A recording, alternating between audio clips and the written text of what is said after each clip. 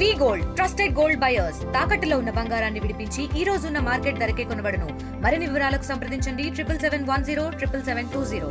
Vaikuntha Ekadashi token జారీ centre వద్ద నిన్న జరిగినటువంటి తొక్కిసలాటలో మృతి చెందినటువంటి పరిస్థితి. అయితే ఇవాళ సీఎం చంద్రబాబు ఆ యొక్క సంఘటన స్థలానికి చేరుకున్నదంతా కూడా పరిశీలించినటువంటి పరిస్థితి. ఇదైతే ఆ యొక్క ఏదో రామానాయుడు స్కూల్ దగ్గర ఏర్పాటు చేసినటువంటి టోకన్ జారీ సెంటర్ వద్ద పూర్తి స్థాయిలో సీఎం పర్యవేక్షించారు.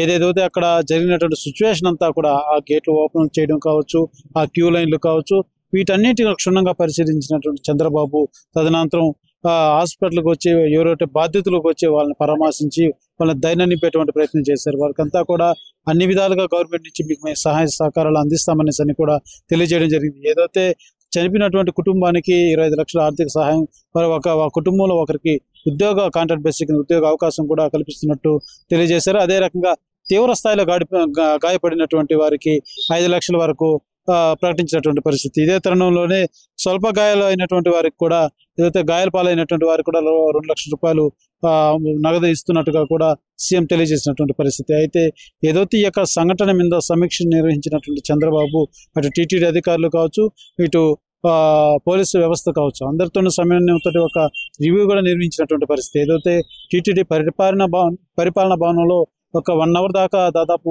రివ్యూ మీటింగ్ నిర్వహించి అసలు ఎందుకు ఇలాంటి సంఘటన చోటు చేసుకునింది, ఎప్పుడు గతంలో లేనిది, ఎందుకు ఇలాంటి నిర్లక్ష్య ధోరణితో ఎందుకు అధికారులంతా ఇలా వ్యవహరించారంటూ కూడా సీరియస్గా ఆయన అధికారుల పట్ల వ్యవహరించినటువంటి పరిస్థితి అయితే కనబడిందని చెప్పాలి.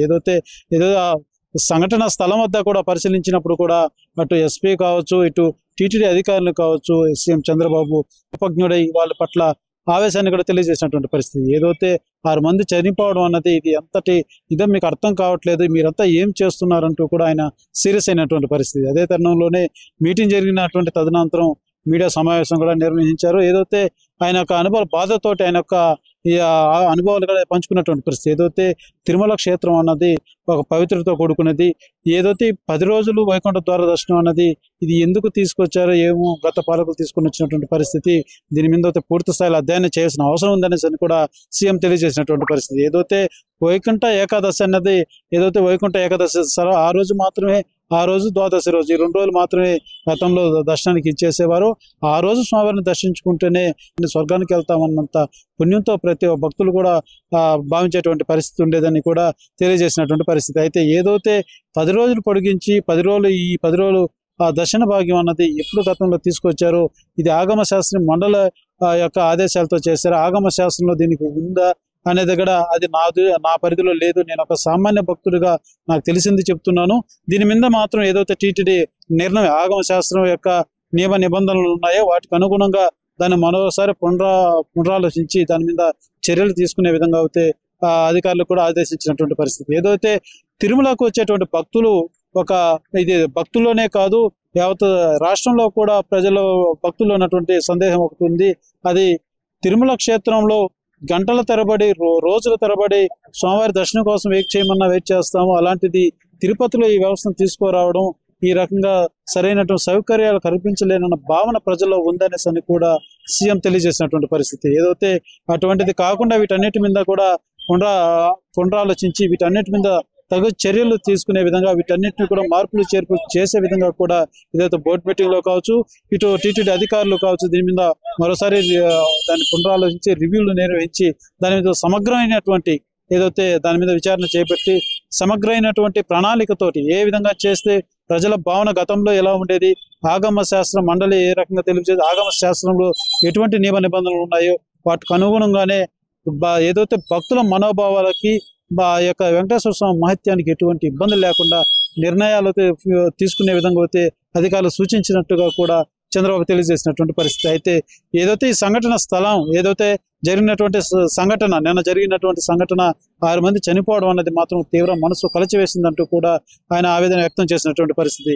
కలియుగ వైకుంఠ దైవం అంటేనే నేను స్వామివారి దగ్గరికి వస్తే నేను ఒక సీఎం అన్న హోదా నాకు ఎప్పుడు ఉండదు, నేను ఒక సామాన్య భక్తుడిగానే భావిస్తాను, ఎందుకంటే అంతటి మహత్యం కలిగినటువంటి దైవం వెంకటేశ్వర స్వామి. కాబట్టి అటువంటి స్వామి దగ్గర పనిచేసేటువంటి అధికారులు కావచ్చు, టీటీడీ బోర్డు మెంబర్స్ కావచ్చు, ఎవరైనా కావచ్చు, మనం ఒక దైవ సేవలో ఉన్నాము, ప్రజల కోసం భక్తుల కోసం సేవ చేయాలనేది వాళ్ళు ఆలోచించుకోవాలనేసి కూడా చంద్రబాబు తెలియజేసినటువంటి పరిస్థితి.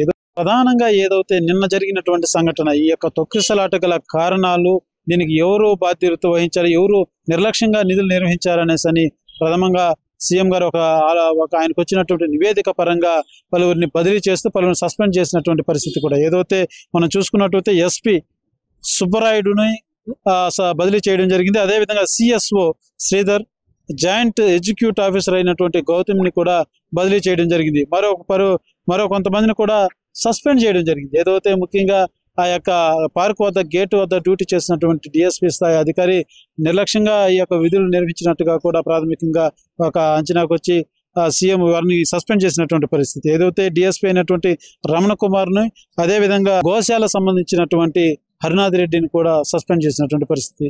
ఇది ఏదైతే ఈ చర్యలన్నీ కూడా ఇప్పుడు చేసినప్పటికీ ఇదొక జరిగిన సంఘటన మాత్రం మనసును చాలా కలిసి వేస్తుందనేసి కూడా సీఎం చంద్రబాబు తెలియజేసినటువంటి పరిస్థితి. ముఖ్యంగా ఈ యొక్క జరిగిన సంఘటన మీద జ్యుడిషియల్ ఎంక్వైరీ కూడా చేసి నివేదిక తీసుకుంటాం ప్రభుత్వం అనేసి కూడా చంద్రబాబు చెప్పినటువంటి పరిస్థితి. కెమెరా పర్సన్ కోటితో సురేష్, RTV, తిరుపతి. మరిన్ని వీడియోస్ కోసం ఛానల్ ని సబ్స్క్రైబ్ చేయండి. లేటెస్ట్ అప్డేట్స్ కోసం వాట్సాప్ ఛానల్ ని ఫాలో అవ్వండి. ఆ లింక్ డిస్క్రిప్షన్ లో ఉంది.